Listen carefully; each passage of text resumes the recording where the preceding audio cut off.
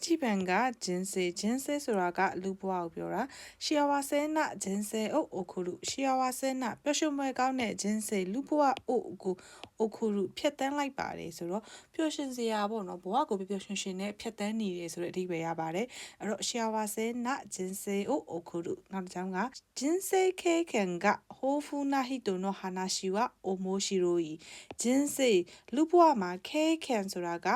သူ့ရဲ့အတွေ့အကြုံတွေကပေါ့နော်ဟိုးဖူဆိုတာကဘာလဲဆိုလို့ရှိရင်ပေါ်များကြွယ်ဝတယ်နာဟီတိုနော့ဆိုတော့အဲ့လူဘဝမှာအတွေ့အကြုံတွေပေါ်များကြွယ်ဝတဲ့သူရဲ့စကားကိုဟာနာရှိဝသူ့ရဲ့စကားကအိုမိုရှိရိုကြီးစိတ်ဝင်စားဖို့ကောင်းတယ်အဲ့တော့အတွေ့အကြုံတွေများရဆိုလို့ရှိရင်အတွေ့အကြုံပေါ်လိုက်ပြီးတော့မှသူ့ရဲ့ပြောစကားတွေက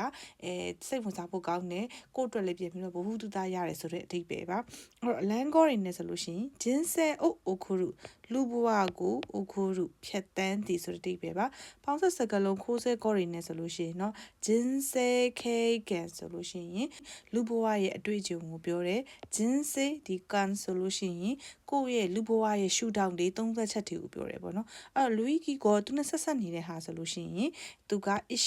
sure ဆိုတာကတဘဝလုံးဒီတဘဝတန်တစ်လျှောက်လုံးကိုပြောတယ်နောက်တစ်ခုကကျတော့ sure ကရလည်းအဓိပ္ပာယ်တူရယ်နော်သူကကျတော့တသက်လုံးဘဝရဲ့တသက်တာကာလကိုပြောချင်တာပါ